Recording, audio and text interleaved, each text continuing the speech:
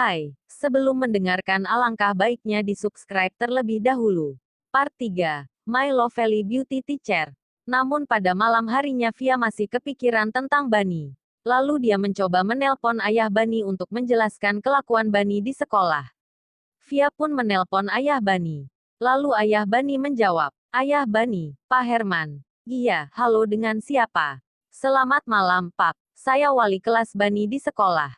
Apakah Bapak ada waktu?" "Wali kelas? Bukankah wali kelasnya Bapak-bapak ya?" tanya Pak Herman. "Saya Miss Via, wali kelasnya yang baru. Maaf saya mengganggu malam-malam." "Ini mengenai Bani, Pak," balas Via. "Apalagi yang sudah Bani lakukan? Saya sudah muak dengan anak itu. Saya hanya serahkan kepada pihak sekolah." "Maaf Pak, saya cuma mau minta waktu Bapak aja kok. Apa kita bisa bertemu besok? Kebetulan besok kan hari libur sekolah."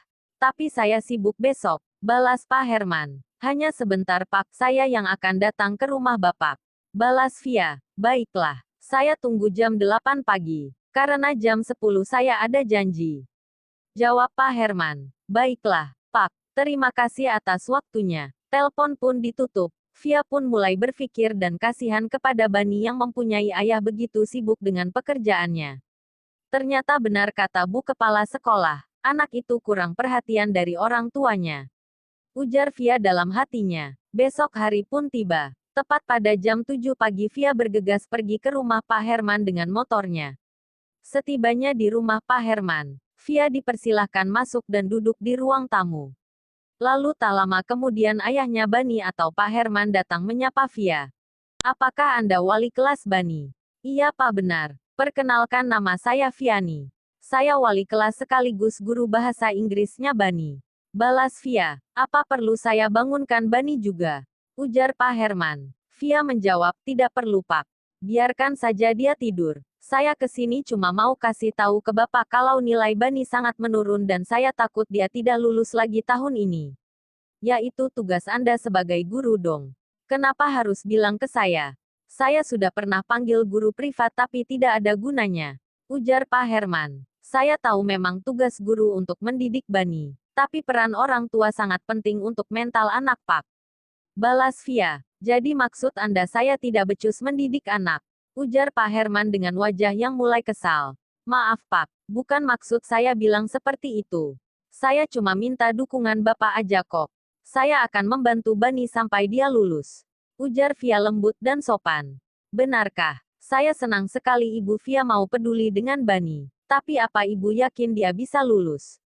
balas Pak Herman. "Saya yakin dia pasti bisa lulus. Saya hanya butuh kerja sama dengan Bapak, karena Bani selalu saja melawan dengan apa yang saya perintahkan. Bahkan dia malas sekali untuk belajar. Dan saya sangat butuh kerja sama dengan Bapak," ujar Via.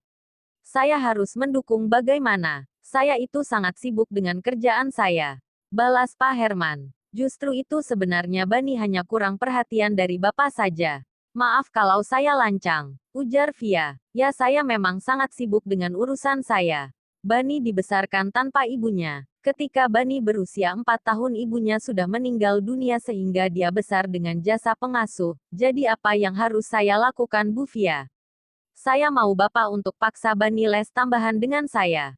Jadi saya bisa mendidik dia dengan ketat lagi. Apa Bu Via yakin? Ibu Via ini masih muda sekali. Pasti juga sibuk dengan urusan pribadi Ibu.